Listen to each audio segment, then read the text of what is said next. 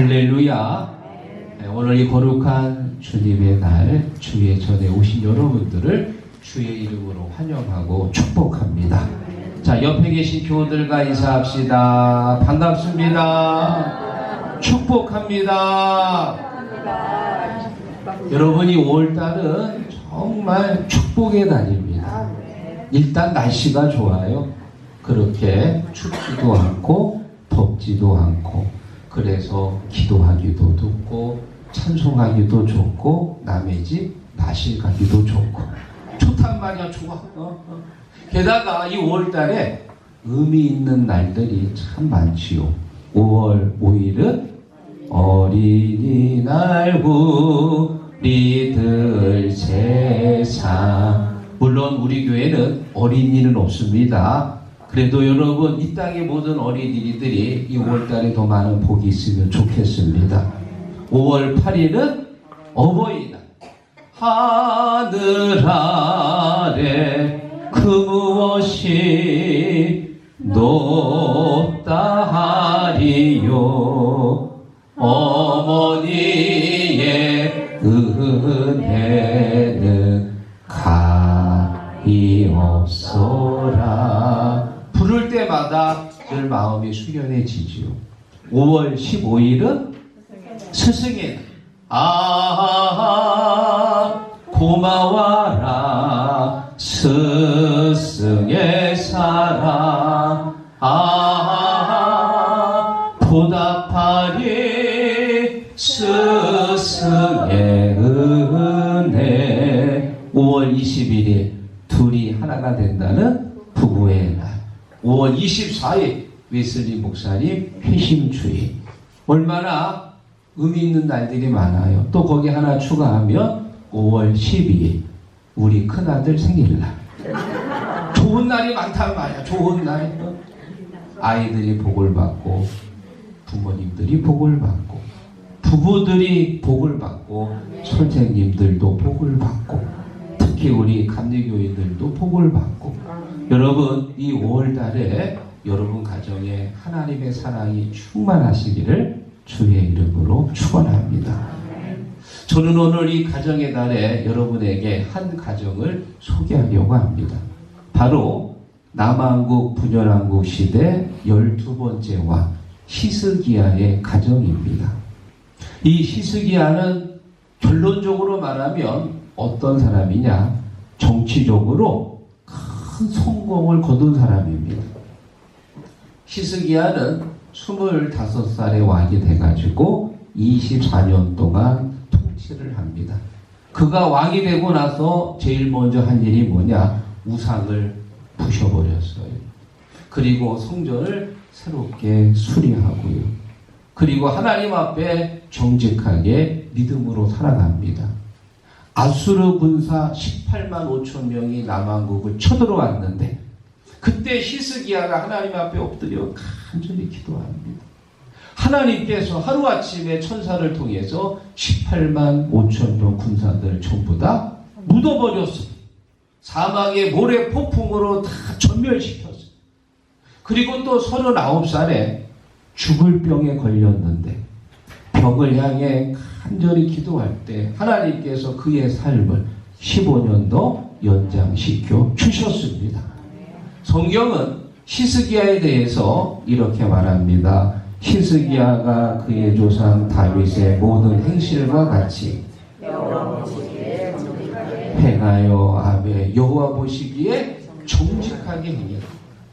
이스라엘 사람들이 가장 존경하는 왕이 다윗 왕인데요. 다윗 왕 다음으로 존경하는 왕이 바로 히스기야입니다. 자, 그래서 히스기야 죽을 때 그를 어떻게 기록하고 있느냐? 히스기야가 그의 조상들과 함께 누움에 온 유다와 예루살렘 주민이 그를 다윗 자손의 묘실 중 그의 죽음에 그에게 경의를 표하였더라. 경의를 표했더라. 남유다 모든 백성들이요 안타까워하면서 그에게 경의를 표했다. 모든 백성들이 존경하는 훌륭한 성군이 되었습니다. 자, 그런데 가정은 어땠을까? 히스기야의 자녀 교육은 한마디로 실패입니다. 아들을 낳았는데 므낫세입니다. 그러니까 이 므낫세는 죽을 병에 걸렸다가 다시 살아고 나서 그 다음에 낳은 아들이에요. 그런데 이 므낫세는 아주 형편없는 왕이 됩니다. 아버지가 부셨던 우상들을 다시 세우고 1월 성신을 경배하고, 특히 하나님께서 가장 싫어하는 우상 중에 우상이 뭐냐? 몰렉입니다. 이 몰렉은 한마디로 임신제사예요. 갓난아기를 이 몰렉신에게 산채로 바치는 거예요. 하나님이 제일 싫어하는 그 짓을 이 므낫세가 저질른 거예요. 므낫세는 모든 악한 죄를 다 저지른 죄악의 끝판왕입니다. 아주 죄악의 종합세트요, 종합세트. 그래 이 히스기야는 왕으로서는 최고의 성군이었지만 아버지로서는 실패한 아버지입니다. 정치적으로는 대성공을 거두었지만 가정교육, 자녀교육에 있어서는 실패한 아버지.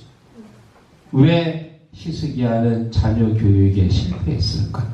오늘 말씀을 통해서 세 가지로 나누려고 하는데요. 물론 여러분들 자녀들은 다 성장했지요. 그러나 부모로서 우리가 해야 할 의무는 여전히 남아 있습니다. 말씀을 통해서 여러분 믿음이 자녀들에게 이어지고 믿음의 가정, 명품 가정이 되기를 주의 이름으로 축원합니다. 히스기야가 자녀 교육에 실패한 첫 번째 이유, 아들을 우상시했기 때문입니다. 1절 읽어보겠습니다.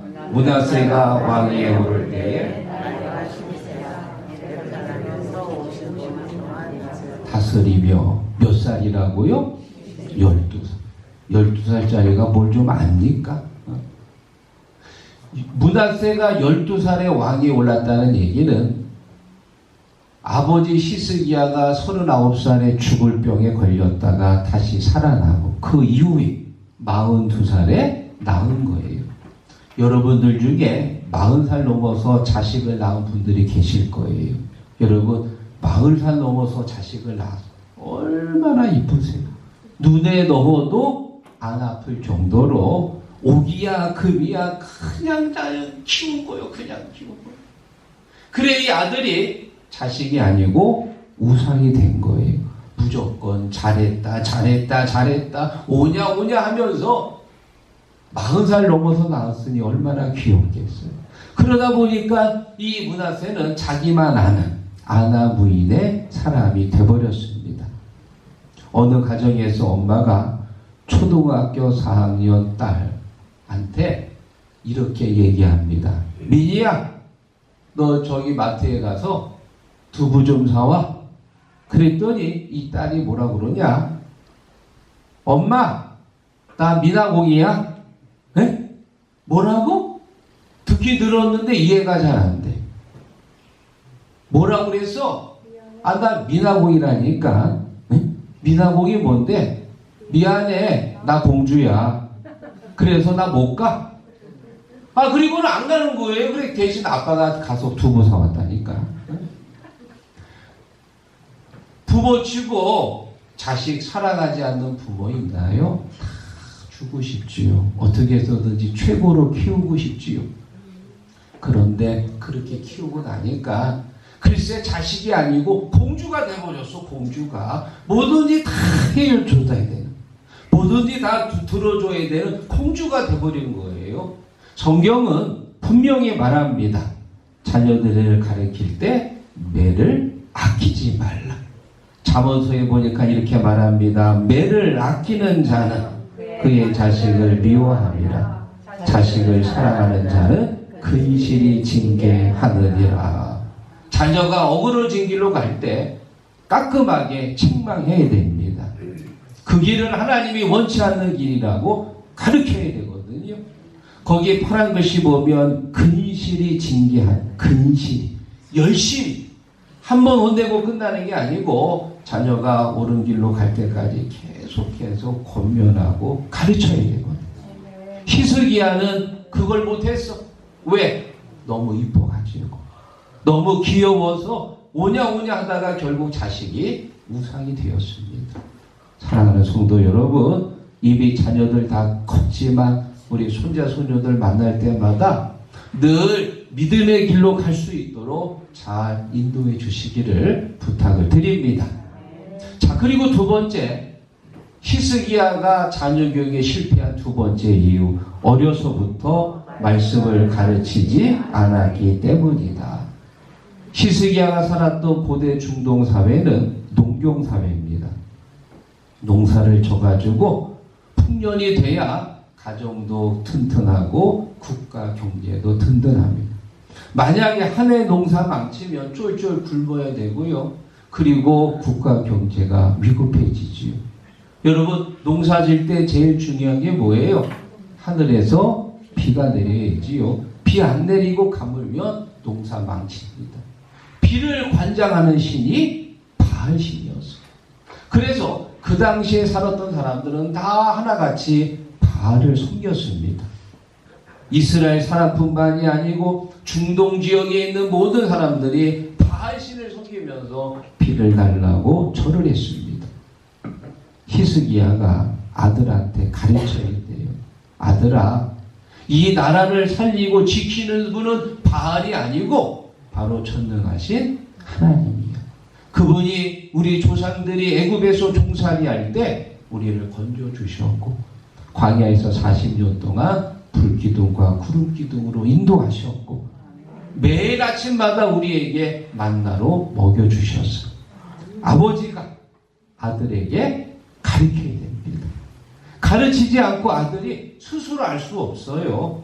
자녀를 잘 가르쳐요. 그런데 히스기야가 그걸 못한 거예요. 구약 성경 중에서요, 제사장 중에 최고의 제사장 하면 사무엘입니다. 이 사무엘은 어떤 사람이냐? 하나님께서 기름 부어 세우셨고요. 그를 통해서 첫 번째 왕 사울을 기름으로 세우고 두 번째 왕 다윗을 기름으로 세운 최고의 왕이었습니다. 자, 그러면 이 사무엘은 자녀들을 어떻게 키웠냐? 사무엘상 8장 3절, 그의 아들들이 이익을 따라 뇌물을 받고 판결을 굽게 하니라. 사무엘의 두 아들은 요엘과 아비야입니다. 요엘이란 뜻은 여호와는 나의 하나님이란 뜻이고요. 아비야는 여호와는 나의 아버지시다. 두 아들의 이름에는 이 사무엘의 신앙 고백이 담겨 있는 거예요. 자, 그런데 두 아들은 아버지의 바람대로 성장하지 않았습니다. 여기 보니까 행위를 따르지 않고 이익을 따라 뇌물 받고 판결을 굽게 했다. 아버지의 반의 반도 못 쫓아간 거예요. 그 대단한 사무엘 제사장도 자녀 교육 실패한 겁니다.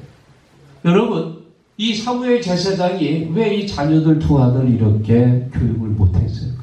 생각해보면 너무 사역이 바빴기 때문에 이스라엘 전체 이 사람들을 인도해야 되고요. 또 이스라엘 왕을 기름 부어 세우기 위해서 얼마나 바빴겠어요.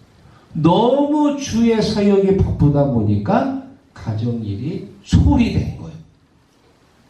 교회에서요, 열심히 일하시는 우리 일꾼들 잘 새겨들어야 됩니다. 내가 주의 일 열심히 한다고 자녀 교육을 소홀히 하면 결국 사무엘 같은 실수를 되풀이하게 됩니다. 하나님께서 우리 가정을 소중하게 생각하세요. 교회를 하는 것만큼 가정에서 자녀를 잘 가르쳐야 돼요. 믿습니까? 교회에서 열심히 하는 것만큼 더 가정에 충실하시고 자녀들을 믿음으로 말씀으로 잘 가르치기를 주의 이름으로 축원합니다. 여러분에게 한 분을 소개합니다. 종교 심리학자 스펜서 박사님이라는 분인데요. 이분이 재미있는 통계를 하나 냈습니다.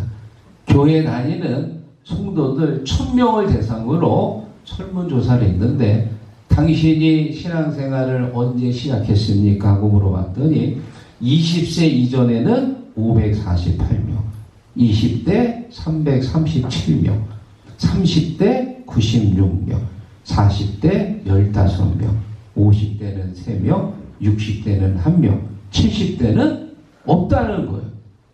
여러분, 이 통계가 말해주는 게 뭐냐?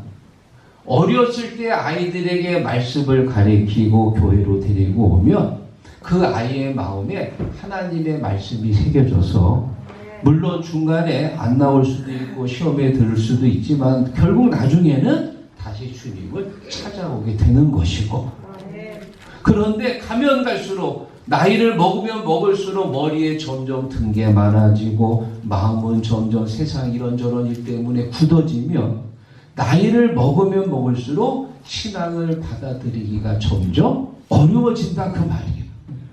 그래서 신앙교육은 언제부터 시작해야 되느냐? 엄마 뱃속에 있을 때부터. 그때부터 늘 말씀을 듣고 말씀을 기억하고 말씀을 가리키면 이 아이가 늙어도 그 말씀을 기억하는 거예요. 잠언서 22장 6절, 마땅히 행할 길을 아이에게 가르치라. 그러면 늙어도 그것을 떠나지 아니하리라. 할렐루야. 사랑하는 성도 여러분, 지금 자녀들이 몇 살이지요? 뭐 2살, 3살, 5살짜리는 없지요. 이미 자녀들이 다 컸습니다. 목사님, 이미 끝난 거 아닌가요? 아닙니다.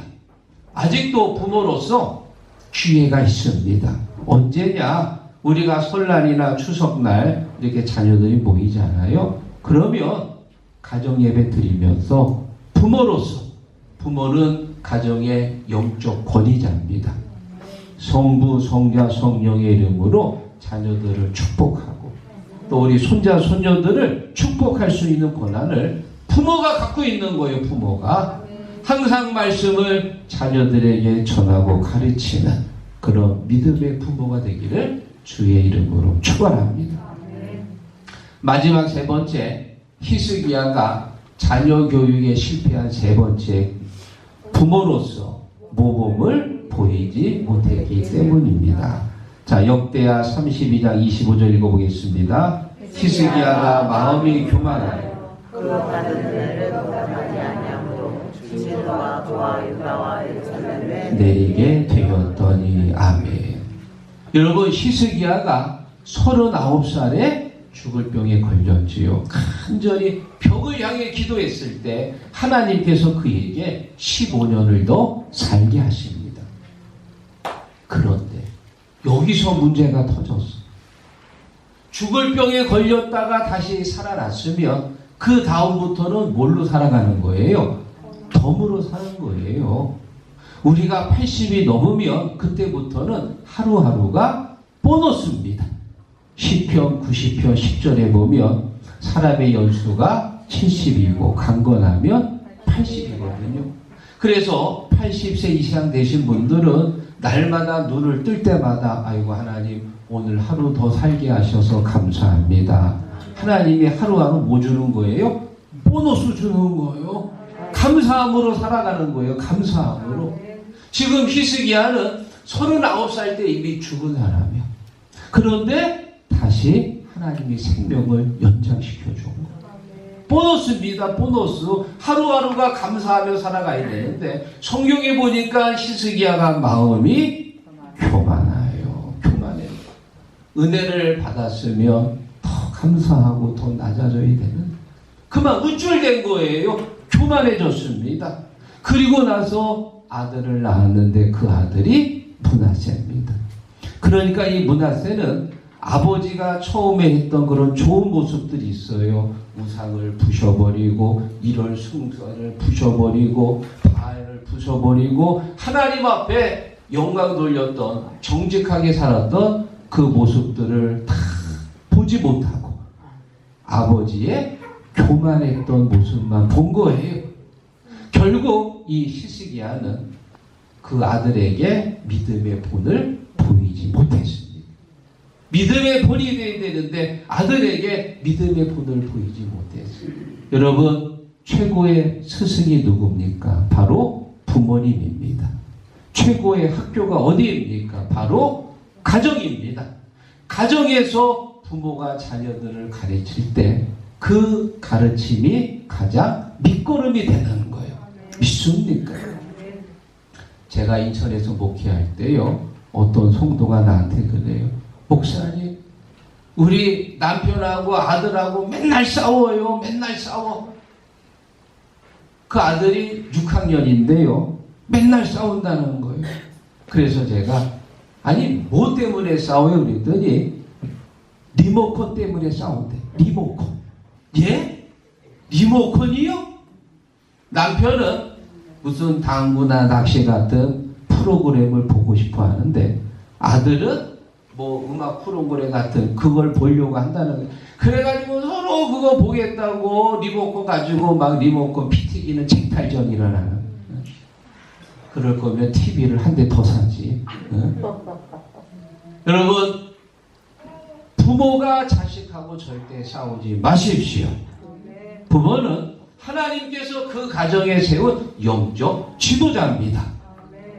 저는요, 어렸을 때 우리 두 아들이 뭐 이제 뭐 만화 영화 보고 그러잖아요. 그럼 제가 보고 싶은 게 있으면 민재야, 리모컨 가져와. 그냥 뺐다시피. 왜? 그 가정의 대장은 나거든. 가져와 하고 너희들은 이제 그만 봐. 가서 이제 좀 쉬고 있어 하고 내보냅니다. 왜? 내가 대장이니까. 또 때로는 부모가 자녀들에게 양보할 때도 있고 품어줄 때도 있고 용서할 때도 있지만 때로는 강하게 부모로서 명령할 때도 있거든. 자식은 부모하고 싸우는 대상이 아닙니다. 하나님께서 우리에게 주신 선물이에요. 가르쳐야 되고요. 때로는 인도해야 되고요. 때로는 책망할 때도 있고요. 여러분 한번 따라해 보십시오. 나는 하나님이 내 가정에 세우신 영적 마스터다. 믿습니까? 영적 교사입니다. 영적 스승입니다. 명령할 때 명령하고 책망할 때 책망하고 품어줄 땐 품어주고 양보할 때는 양보하고 싸우는 대상이 아닙니다. 하나님께서 이 가정에 세우신 영적 마스터라는 사실을 절대 잊지 마시기를 축원합니다. 한 가지 예화를 드리고 말씀을 정리합니다. 영국 대형 박물관에 가면은 아주 신기한 바위가 있대요. 그래, 그 바위가 왜 신기하냐? 그 바위에 작은 새들의 발자국이 있다는 거예요. 집채만한 코끼리가 밟아도 끔쩍 안 할 만한 그 단단한 바위에 작은 새들의 발자국이 찍혀 있는 거예요. 그래, 학자들이 연구하면서 어떻게 그 작은 새들의 발자국이 이 단단한 바위에 새겨졌을까? 연구하고 연구하면서 이렇게 추측합니다. 수만 년 전에 이 바위가 물렁물렁했을 거라는 거예요. 물렁물렁. 그때 작은 새들이 앉아가지고 그 바위에 발자국이 남은 거예요. 세월이 흐르면서 이 물렁물렁했던 바위가 아주 단단한 바위가 된 거지요. 마찬가지로 우리 자녀들이 어렸을 때 이 마음에 부모가 무엇을 새겨주냐에 따라 아이의 삶이 달라집니다. 하나님의 말씀에 자국을 새겨야 돼. 그래야 이 아이의 앞길을 하나님의 말씀이 인도하시는 거예요. 믿습니까? 사랑하는 시국 성도 여러분, 자녀 교육 어렵습니다. 다윗 실패했습니다. 히스기야 왕 실패했습니다. 그 대단한 사무엘 제사장 실패했습니다. 그러나 우리는 실패하면 안 됩니다. 내가 믿은 예수, 내가 붙들고 있는 이 십자가 자녀에게 이어줘야 돼요. 손자 손녀에게 이어가야 됩니다. 10대를 흐르고 100대를 흐르고 1000대에 흐르는 믿음의 가정, 명품 가정이 되기를 주의 이름으로 축원합니다.